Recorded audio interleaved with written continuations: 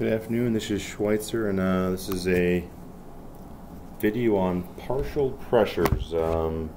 Got some questions here you can walk through and try some on your own. I'm going to do 4 problems here, and from that point we will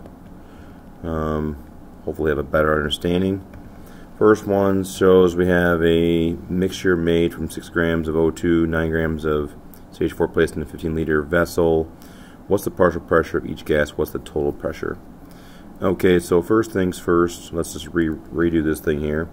We have 6 grams of O2, and we have 9 grams of CH4. Alright, so we have 9 grams of CH4. A couple things here. Partial pressures. We're talking PV equals nRT. I want to get these things into moles, so I'm going to take this guy here with a get rid of grams and go to moles. 1 mole equals 32 grams. Note I have less than 1 mole. I have less than half a mole, less than a quarter of a mole. Dot line, get rid of grams and go to moles. This weighs 1 mole, 16 grams. And doing the math here, I have 0.187 moles, and here I have 9 divided by 16 is 0.562 moles. Alright, so now I have moles of each, and I want the partial pressure. What you should be aware of is that if you put in the moles of just the individual item, you will get just the individual pressure. If you put the total moles in, you will get just the individual pressure. And again, there's a little video on just the idea of partial pressure in general. You might want to link back to that, just if that's confusing. But either way, so I'll solve this problem by solving for pressure equals nRT over V, and the N is going to be 0.187 times 0.0821 times temperature, which is going to be given in the problem. It's saying 15 liters, 0 degrees Celsius.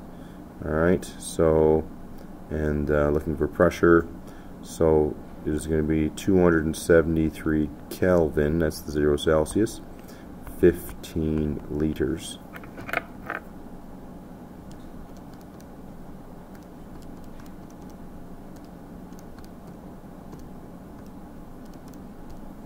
We're getting pressure here, partial pressure of the O2 at 0.279.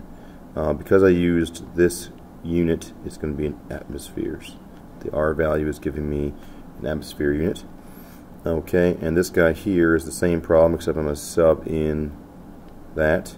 So 0.562 times 0.0821 times 273 divided by the, in this case, the 15 liters, and we're getting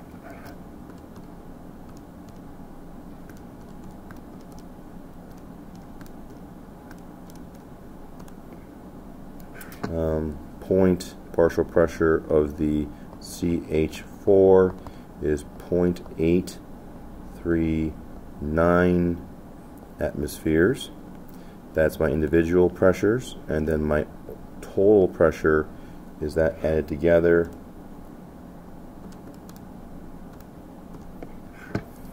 .11, and I could round it up to 2 atmospheres.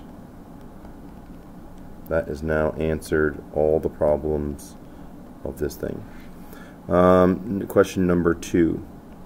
Alright, sample of oxygen gas collected for water, 20 degrees Celsius, pressure of 738 torr, is a volume of 310 millimeters of mercury. Okay. What's the pressure of oxygen? What would be its volume when dry at STP? Okay, so in this case we have a sample of oxygen collected over water at 20 degrees Celsius, 738 torr, it has a volume of 310. Alright, so what's the partial pressure? So in this case, a couple things you might want to note. Let's give ourselves a little more room here. It's saying that essentially I'm collecting something over water. Okay. It's saying that it says that the temperature is 20 degrees Celsius and the pressure is 738. So the pressure inside this container is 738, and this would be torr.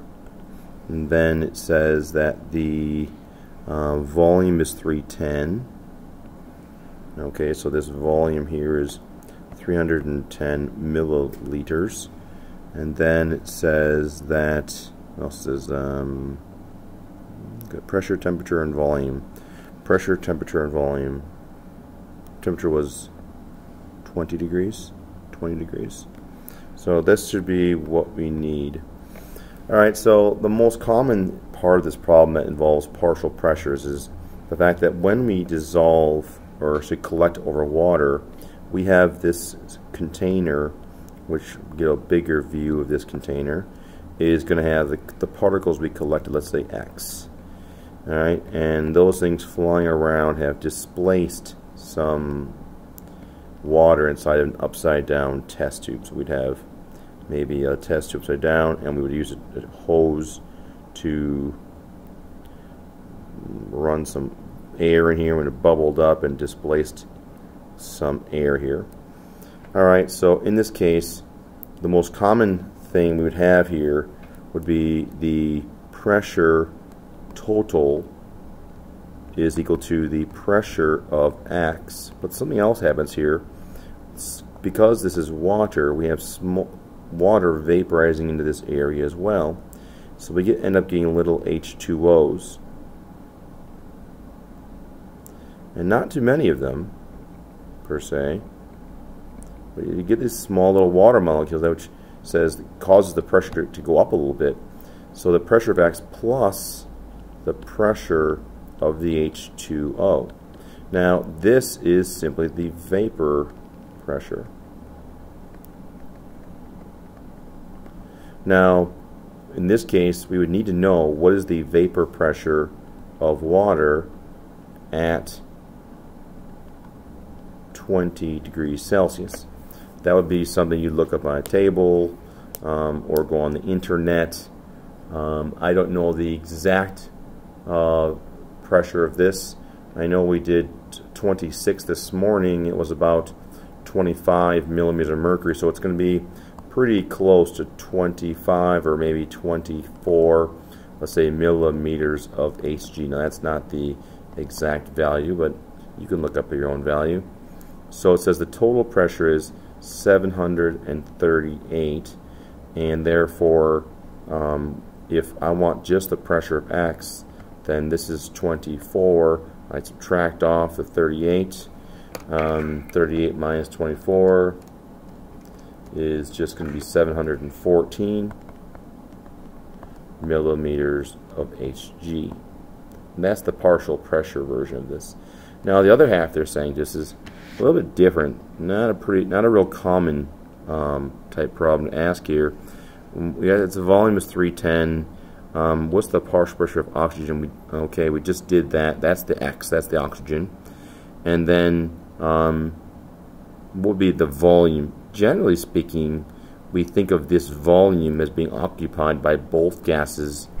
And at that point, we do know that we can divide the pressures up, being this pressure is due to this piece, this pressure is due to this piece, but they both contain the same volume. So if this particular problem is asking what fraction of the volume would be due to it, well, you know that if we have a total pressure of 738 and of the water is due to 714, this is going to give me a proportion that says, okay, well, if this proportion is true, then likely the volume of 310 milliliters, then we could just cross multiply and divide and see what proportional amount of that is due to the water. or sorry, to the oxygen. So let's do a little cross multiply and divide.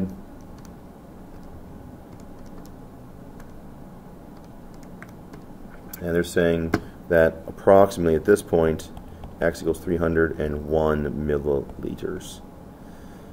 Not a common problem, but something different, just a simple proportional problem. And of course it's saying what would be the volume of the dry air. So that's just the volume of the oxygen gas if we remove the water. There we go. I guess that makes sense.